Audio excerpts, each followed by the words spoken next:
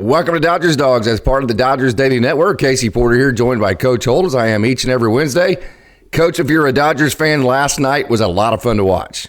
Yes, it was. I mean, obviously breaking the losing streak is a key point at the season that, we all get stressful when we start losing games on consecutive days. But, no, a very stressful game, very good game for the Dodgers. This is something we've become accustomed to, Case, the last few years, even winning the World Series last year, all the stressful games in the playoffs, the regular season last year because it was such a tight race. So several things. We're used to the tight games. The Dodgers are used to them.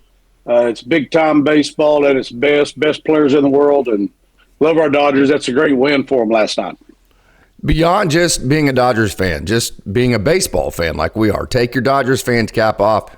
That was just an incredible spectacle to watch. All the things you got to see. Goes to say, show what you say all the time. Low-scoring games can be very intense to watch and very great to watch. It was just a great game to watch as a baseball fan in general. Yes, there's no doubt about it. Like I said, the close games, the people who aren't baseball fans who've said this numerous times, hundreds of times, Case, they think that's a boring game. Us baseball purists that love the game, there's millions and millions all over the world. That's a great game. For baseball purists, it's great. Matter of fact, yesterday, I guess it was yesterday, when I was watching the Red Sox, and everybody, our boy Walker goes nuts in the third inning, gets thrown out. He was right. It's right down the middle. I totally agree with him. And his manager come out, but that ended up being a great game too. And some I just love baseball. I love watching it, and I loved watching that game at Fenway because I'm going there in July to watch the Dodgers, the Rex. Cool. I've never been there, so that's exciting. So baseball purists like us, that's a great game, and every little thing you look at, you're thinking along with them as we're high school American Legion coaches here, Case, like you and I.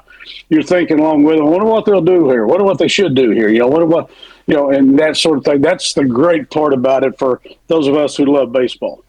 Then you're also thinking, well, what about tomorrow with Corbin Burns pitching? And what about the next? Of course, the Dodgers have Thursday off. You're thinking, gosh, you have to win this game because Burns is going tomorrow, but you don't want to do so to where you're going to lose like the next 6 games because you've just absolutely burned through just every bit of pitching you have left. So there was just so many fascinating variables for that as a manager to play along with. But, hey, the person who took all the variables out of it for the Dodgers, for the most part, was Yoshinobu Yamamoto. Part of being an ace is being a stopper. Hey, we're going to stop this losing streak. Give me the damn ball. I'm going to go out. I'm going to help the bullpen by creating length. Thought there was a great point by Earl Hershiser. Don't just give length. I mean, if you go 6 innings and gives up 8 runs, that's no good because we still lost the game. But give me the damn ball. I'm going to keep the bullpen fresh, even though the Dodgers still had to dip into a couple because of extra innings. And I'm going to shove, by the way. 7 innings, 1 hit, no runs, 10 strikeouts, 10 Ks. What an outing for Yamamoto. Standing ovation. No doubt about it. I mean, your ace. When we say that, everybody's had one from high school, little league level on up. You got the ace. At times, you just need him or her, if you're a softball coach, to come out to come out and do, stop the bleeding, if you will, or whatever you want to call it. Come out. You're in a losing streak. You need something, like you said, Case. The bullpen, the pitching injuries. I know we got to have a whole show for the next week about that, but so you needed that out of him, and him to come out and take a no hitter into the 7th. And not only give you a chance for your bullpen to get a little bit of rest, you end up having to use some of them. But he you look at him. I noticed some of the comments from some of the guys. I think Muncy said, he didn't look nervous at all. He's just kind of like, okay, even though I haven't been here a long time, I've been here long enough to understand what my role is. Right now with the injuries, I'm the number one guy. Whatever I have to do. So you get out there. That was a great performance by Yamamoto, and one the Dodgers definitely needed. Like you said, you look at, I don't want to stress the bullpen out right here. But on the other hand, you need to break a damn losing streak. You know what I mean? Do. I love this again. Here we go, Case. I'll never forget, Roberts last year going out, putting his hands on trying his chest like you're staying, get her done. I saw a comment he had last night. He had 104 pitches with 2 outs, 2 runners on, and he decided to stick with him just on field. He said, I wasn't even thinking about anything other than I just wanted him to get it, So he went on field on that and left Yamamoto to get that last out there. And that's the same old thing. He didn't have any damn books in his hand, no analyst in his ear telling him what. Dave Roberts was the baseball manager, which is what we love and what we all do. At some point, he's just like, yeah, I'm going to let him have this guy. There's two outs. He's 100, most pitches he's ever thrown in his career, 104. I think he can do it. I want him to do it. He strikes a guy out. So that's why Dave's a great manager and why this Yamamoto is going to be a great pitcher for the Dodgers, hopefully for years to come. Yeah, and sometimes when you're shorthanded like the Dodgers are in the bullpen, it makes you better because it takes the analytics out of your hands. Because it's like you don't have the ability even to do the analytics thing because it's like you literally have to go the high school route like, okay, who is the next best pitcher I have available in the pen? Scoring first last night, it just felt more comfortable playing with the lead. The Dodgers have not been able to do that lately. Like you said, 5 games in a row, the Dodgers have given up runs the first inning. So before you ever pick up a damn bat, you're behind. We talked about this before. It may just be 1-0. It could be 2 or 3 or 4-0, which it has been. That's a totally different game for you offensively all of a sudden. Say what you want. They're big league hitters, blah, blah, blah. We got guys that can change a game with one swing. We know that, but there's a different mindset when you're playing from behind all the time. The Dodgers were not only that case. I don't have the stats in front of me. You and Austin probably know more about this than I do. But during the course of the year, I don't know how many times it always pops. The Dodger stuff pops up on my phone like it probably does yours. I follow on the MiLB. When the game's getting ready to warm up, here's the game starting. And I don't know how many times I'm doing something, getting ready to watch the Dodgers look down. Hell, it's already 2-0. I'm talking about a month ago. So that's kind of been a problem all year, even before we had these injuries. I'm not saying it was prevalent, but there was a lot of times the Dodgers, before they ever batted, were behind, not just these last 5 games. Again, there's probably somebody that has that. Austin probably got it right, knows exactly what I'm talking about. But it's happened quite a few times this year, so that has been kind of an issue. It's been more of an issue for the last 5 games, no doubt about it. But, you hate being behind before you even get up to before Ohtani even comes up for the first time. Boy, you talk about going by feel. Alex Vesia comes out, and you kind of feel like the way that Yamamoto pitched, you have a duty to uphold what he did. It's like complimentary baseball. Yep. I have to uphold what Yamamoto did because he was awesome. And Vesia comes out and gives up the double. Then the bunt's perfect, and you're like, oh my God, you kind of feel bad for Alex at that point because he's feeling terrible for he doesn't want to give up, unravel everything that Yamamoto did. That he does a great job of getting a strikeout and getting himself in a I think it was Eugenio Suarez. That was not a good at bat by Suarez, by the way. I'll take that. And the next thing you know, there's a bases loaded, 2 outs, and in comes the rook. I mean, how about the night at Ben Casparius? You face one guy with the bases loaded. You throw 5 breaking pitches. You walk off the mound throwing your 5th breaking pitch, and you strike the guy out on a 3-2 count. I mean, if that doesn't put Ben Casparius in the trust tree, I don't know what would. I think he's constantly going up the ladder, Case. I totally agree with you. He's been just – you can see the growth in that young man. I mean, he didn't have any other choice. That's the other thing about it, It's like we talked about 2 years ago, even last year. These kids don't have any choice. We're not bringing you up because you've earned it. Hey, good job. We'll get you up, let you relax a little bit. You get, for the last 3 years, going into the 3rd year, these guys are getting thrown in. They're coming in, going into the fire. And Casparius has continued to move up the ladder the last couple of years. And I totally agree with you. That guy has earned everything he's getting. And the trust tree, him being in the trust tree is definitely there. And it's great to see the young kids. Obviously we want to win. We're going to win, but we're not going anywhere without those guys 2 years ago or last year, and we're not going anywhere this year. To be real honest with you, if we don't get good performances out of our young kids because of the injuries we've already dealt with. 17, 18 guys already on the IL, pitchers only. So it's great. It's great that we finally got our position players as of Monday, full strength. We got Teoscar back and Edman, and the Dodgers had to make 2 tough, horribly tough decisions there to keep Kim and bring Rushing up. But I think it's the right decision. Love the 2 guys that were here forever, and they're Dodgers for life. We'll love them forever. Sorry to see them go, but this is what I love about the Dodgers. They make tough decisions. It's the right decision. Not only is it tough, in all of our opinion, I guess it's the right decision. We talked about this on our podcast. Kim's got to stay. And when are you going to use Dalton Rushing? He's earned it. I mean, he's outstanding athlete. He's your number 1 prospect. What the hell are you waiting on? And there you go. The Dodgers said, "Shut up, Tony. Here's what we're doing. This is the right thing." So, no doubt. Scoring with 2 outs is That's winning baseball, Coach. You had winning baseball plays there in the 10th inning with Mookie Betts and Max Muncy hitting the 2 sac flies. The winning baseball scoring with 2 outs. You had the back-to-back doubles by Freddie Freeman. Check this out for Freddie Freeman, Coach.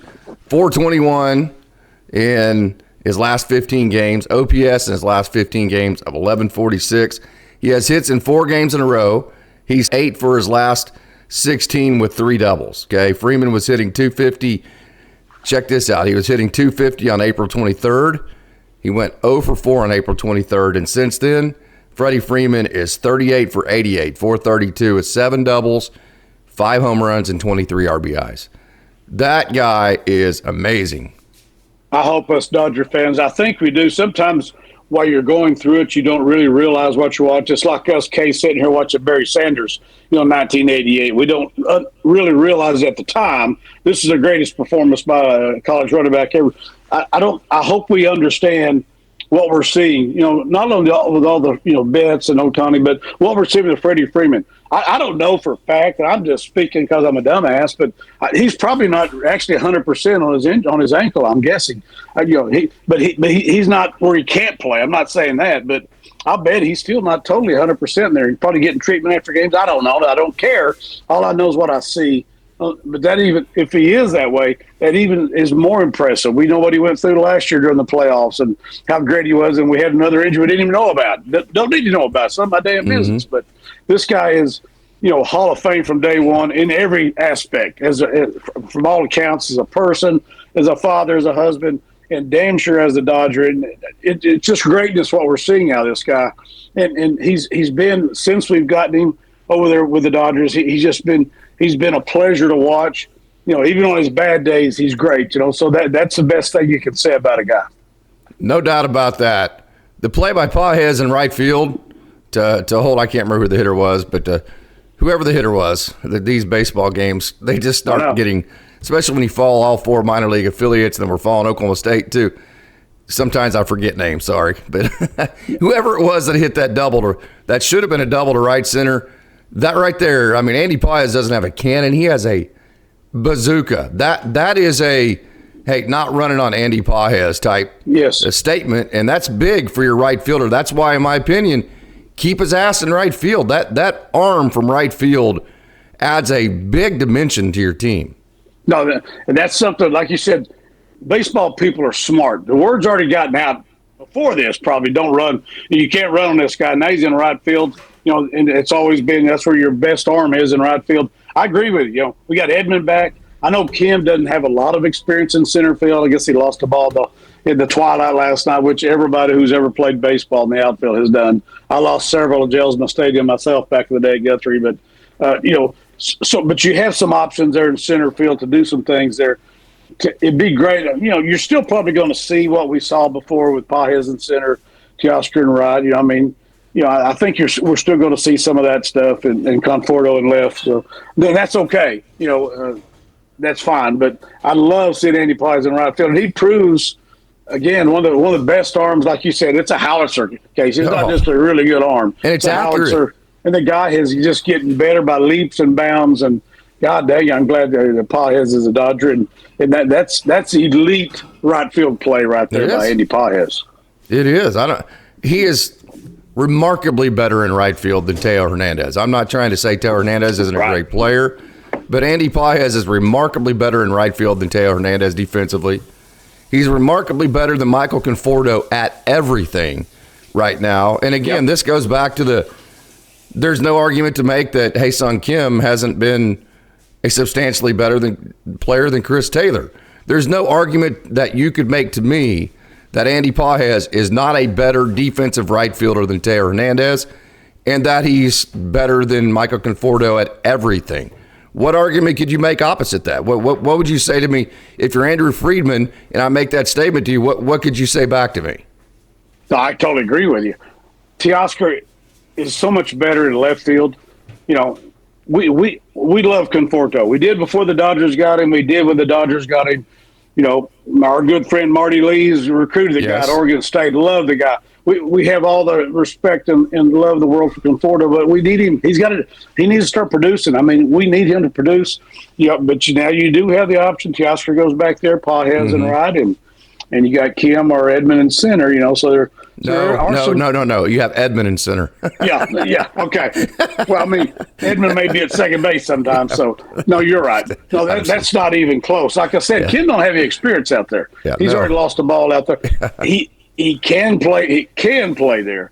No, Edmund's a much better center fielder. I'm just saying, I don't know what the second base, what you're going to be doing at second base and what you're going to be doing in center field. It could be we may see some games like that where you'd have that. Right. So, and if Conforto starts hitting, he ain't leaving left field either. So you're back to that too. So the proof's still in the pudding. What are we going to do there? You still got some. The good thing is we got Edmund back and Teoscar back, and they're healthy, so it gives you some more options. I know they're going to bring them along slowly. I was reading some stuff on Andrew Friedman today. They're not going to have them go every day yet. They're going to make sure they're doing things the right way.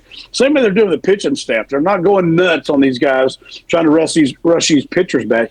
That's the biggest mistake you can make, and that there's two things going on there. You're going to be smart with your rehab of your pitchers, getting them back.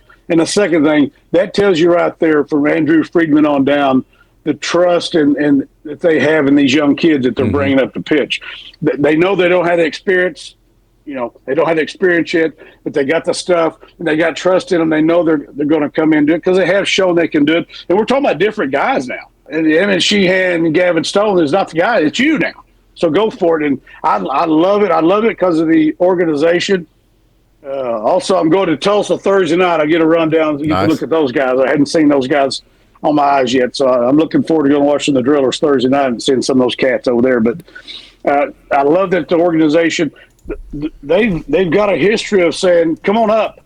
And by the way, not just for a cup of coffee and a handshake and a photo ops with your family. Your ass is in a pennant race, and we need you to perform. And we believe you can do it, or you wouldn't be on a flight to L.A. That's the part about it. I'm sure every organization does something like that, but I don't give a damn. I'm a Dodger fan, so I love what they handle stuff. And so far, they've made tough decisions. They made right decisions, and it doesn't guarantee anything, Case. But what it does guarantee is we know our front office and our managerial staff, from the owners on down, are going to do whatever it takes to win. Hey, you're going to get to see Peter Heubeck. Peter Heubeck's had some of the best swing and miss stuff of any pitcher in the Dodgers organization. The last time out, he had like 10 strikeouts and 1 walk. I mean, you're going to enjoy watching this young man. His dad, he went to Gilman, and so his dad was one of the assistant coaches at Gilman. And you know who his head coach was?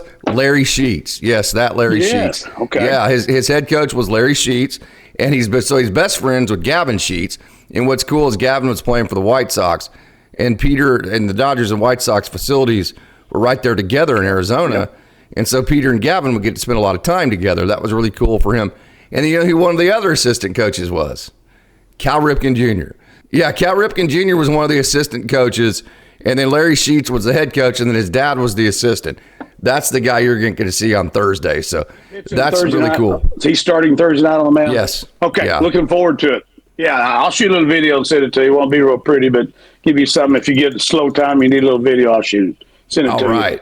You're going to have a heck of a good time. One Oak is awesome, too, and they'll pack the place. So let's a little bit more of a downer. 2 more home runs given up last night by the bullpen. I think that's 7 home runs in the last 4 or 5 games. Alex Vesia has been prone to that. We know Anthony Bond has been prone to that. Tanner Scott really hadn't. I mean, gave up the big one to tie the game and then gave up the one to Corbin Carroll to give the D-backs a 2-run lead.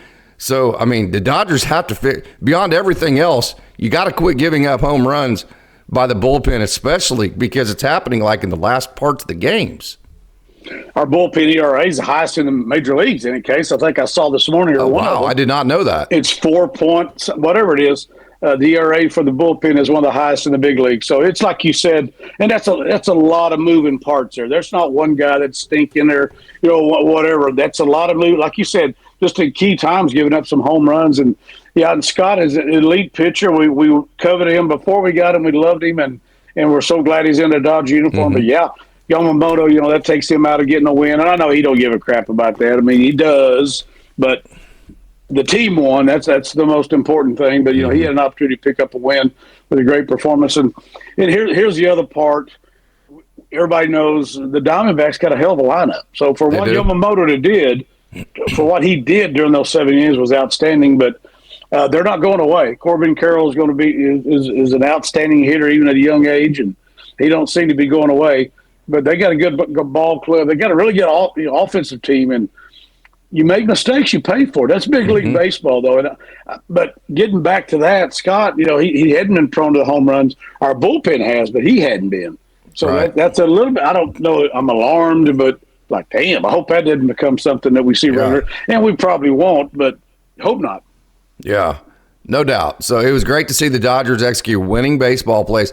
That's how you win close games. Tommy Edman, 2 strikes.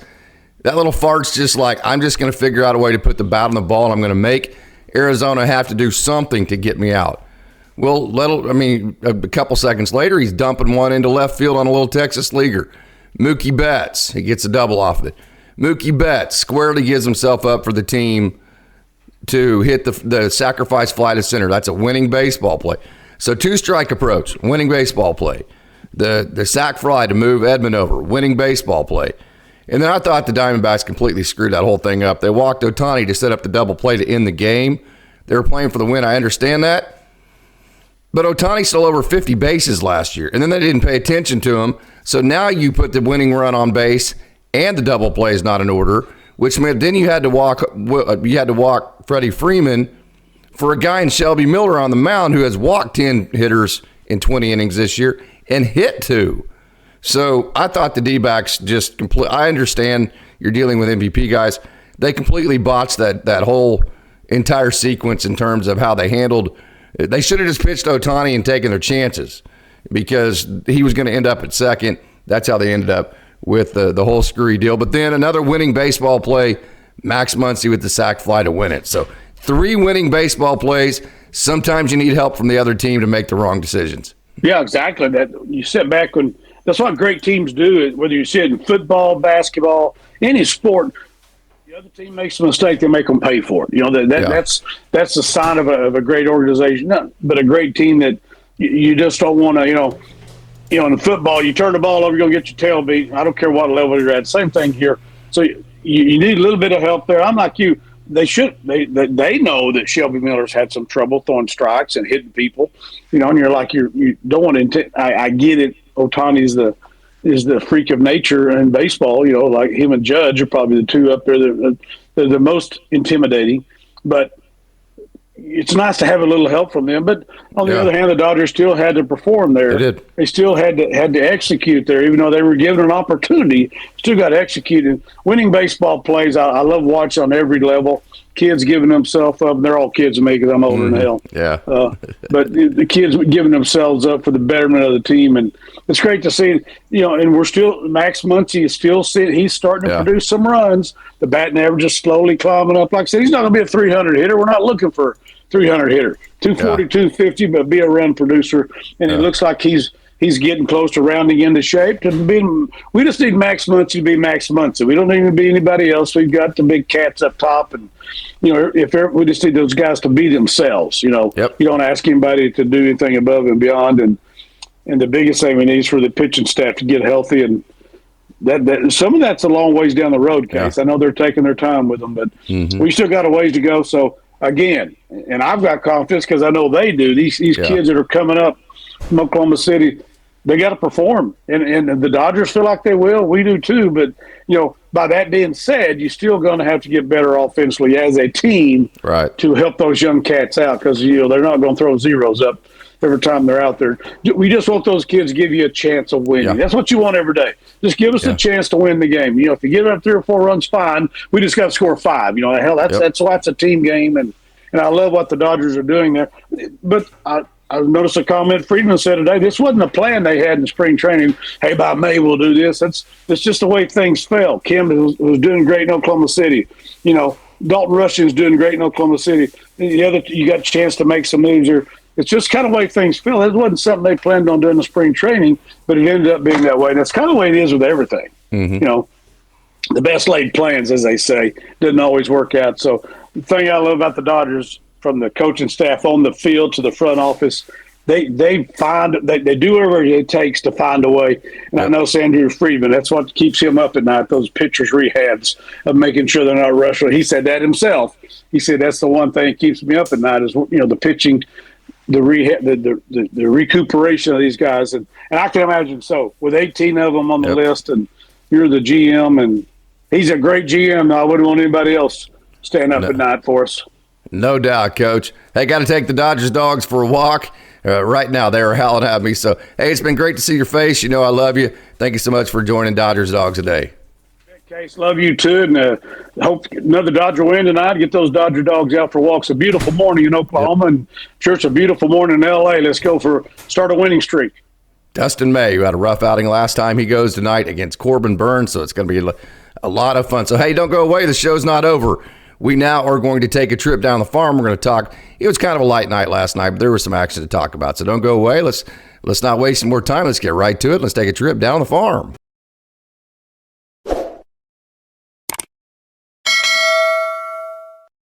Welcome to Dodgers Daily Down on the Farm. So glad that you decided to tune in to check out all the prospect action in the system last night. It was a little bit of a thin night last night in the system because Great Lakes got postponed. And quite honestly, there was the Quakes didn't have a great game, certainly pitching-wise. So there's some good action, but it's going to be one of the lighter shows we've had to this point. But, hey, we are going to start, as we each do each and every time, at Single A, Rancho Cucamonga. And who you're seeing here is one of the Dodgers' top prospects, Joendry Vargas. Joendry Vargas had 3 hits last night, and he had 3 RBIs as well. Raised his average to 320 on the year, OPS of 850 for Vargas. He also, like I said, had some RBIs last night. So he was on the 7-day IL. He came back on May 7th from the 7-day IL.